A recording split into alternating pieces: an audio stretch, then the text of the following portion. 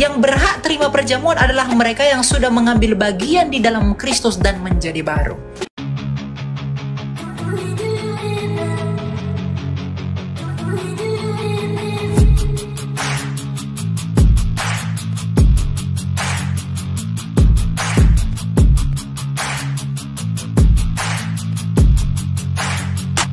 Selamat datang di channel Bela Kebenaran. Kami hadir untuk memberikan informasi opini dan atau fakta terhadap situasi yang sedang terjadi. Mari dukung channel ini dengan cara menekan tombol subscribe dan bunyikan loncengnya. Terima kasih.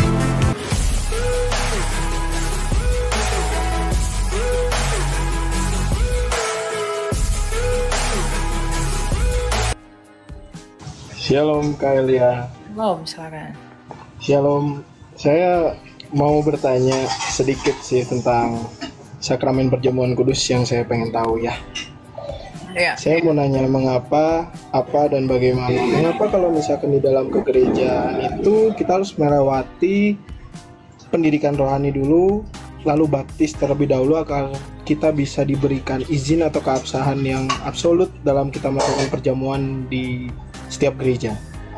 Dan jadi kenapa perjamuan itu hanya diterima mereka yang sudah mengerti betul, dan juga sudah dibaptis ya? Betul Kak Elia. Dan apa akibatnya jikalau ada jemaat atau anak Tuhan yang belum melakukan atau belum mengikuti baptis atau pendidikan rohani, jikalau mereka melakukan sakramen perjamuan kudus di saat ibadah tanpa adanya dulu pendidikan rohani dan pembaptisan, bagaimana itu akibatnya Kakak?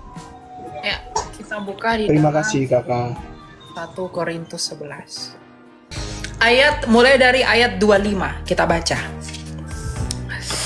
Sebab apa yang telah kuteruskan kepadamu telah aku terima dari Tuhan, yaitu bahwa Tuhan Yesus pada malam waktu ia diserahkan mengambil roti, dan sesudah ia mengucap syukur ia memecah-mecahkannya dan berkata, inilah tubuhku yang diserahkan bagi kamu. Lakukanlah ini sebagai peringatan akan aku. Demikian juga ia mengambil cawan sesudah makan, lalu berkata, cawan ini adalah perjanjian baru yang dimeteraikan dengan darahku. Lakukanlah ini setiap kali kamu meminumnya sebagai peringatan akan aku. Sebab setiap kali kamu makan roti ini dan minum cawan ini, kamu memberitakan kematian Tuhan sampai ia datang. Jadi, siapa saja dengan cara yang tidak layak makan roti atau minum cawan Tuhan, ia berdosa terhadap tubuh dan darah Tuhan. Karena itu, hendaklah tiap-tiap orang menguji dirinya sendiri, dan baru sesudah itu, ia makan roti dan minum dari cawan itu. Sebab, siapa yang makan dan minum tanpa mengakui tubuh Tuhan, ia mendatangkan hukuman atas dirinya. Sebab itu, banyak di antara kamu yang lemah dan sakit, dan tidak sedikit yang meninggal. Kalau kita menguji diri kita sendiri, hukuman tidak menimpa kita. Namun kalau kita menerima hukuman dari Tuhan, kita dididik supaya kita tidak akan dihukum bersama dunia. Jadi, artinya apa? Mengapa harus orang yang sudah mengerti dan harus sudah dibaptis baru boleh terima perjamuan Tuhan? Karena menerima tubuh dan darah Tuhan itu adalah tentang bersatunya kita dengan Tuhan dan sebagai pemberitaan kematian Tuhan sampai dia datang. Mungkinkah orang yang tidak mengerti imannya bisa memberitakan kematian Tuhan? Anda. Makanya anak kecil tidak boleh ikut perjamuan. Karena mereka belum mengerti apa yang mereka beritakan. Mereka belum tahu apa yang mereka sedang kerjakan. Karena ketika kita menerima dengan bersatu dengan tubuh dan darah Kristus, ya, artinya kita sedang memberitakan kematian Tuhan sampai dia datang. Orang yang tidak belajar, orang yang tidak mengerti tidak bisa memberitakan kematian Tuhan. Karena dia belum mengerti. Nah, mengapa harus yang sudah dibaptis? Karena orang yang sudah dibaptislah yang berhak melakukan itu.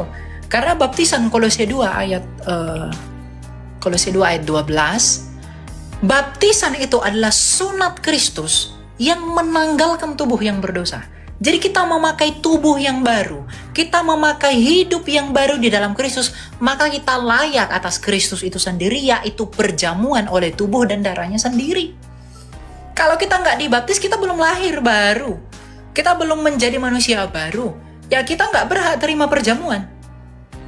Ya, yang berhak terima perjamuan adalah mereka yang sudah mengambil bagian di dalam Kristus dan menjadi baru. Itu alasannya. Dan kalau orang melanggar ketentuan itu, ada yang meninggal, ada yang sakit, ada yang jadi cacat. Karena itu tidak main-main, ada misteri. Memang itu roti, itu anggur. Tapi ada misteri yang kita nggak bisa ketahui atas roti dan anggur itu. Gitu. Jadi harus layak. Makanya Rasul Paulus berkata, Amin, amin, amin, amin. kita harus menguji diri sendiri, ya. Jadi kita harus uji diri sendiri, apakah kita layak terima atau tidak. Gitu, bro. Kak Elia, terima kasih sekali untuk hal-hal yang berharga. Jadi saya bisa tahu pengetahuan lebih luas ya terkait kekristenan. Ya, betul ya.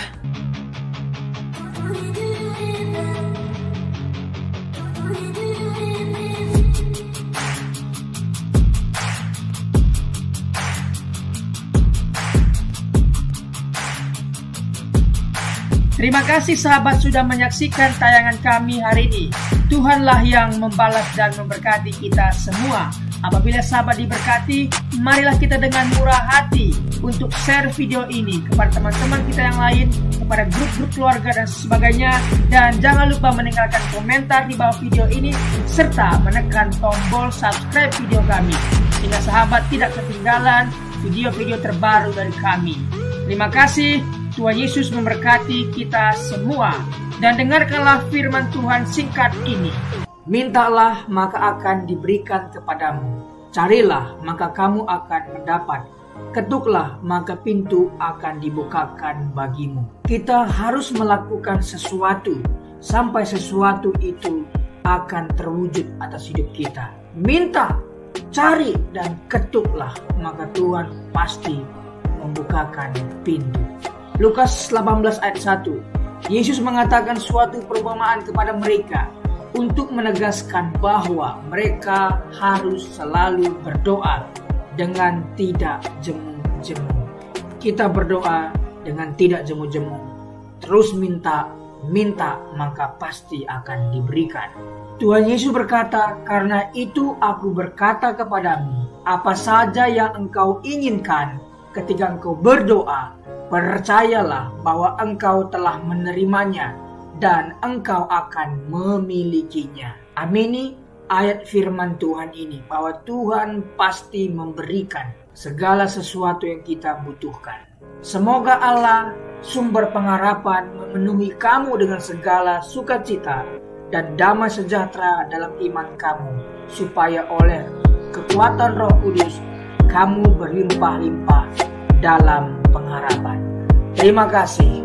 Apabila sahabat ada komentar dan pendapat yang lain terhadap video hari ini, boleh tuliskan komentarnya, pendapatnya di kolom komentar di bawah video ini, sehingga kita boleh diskusi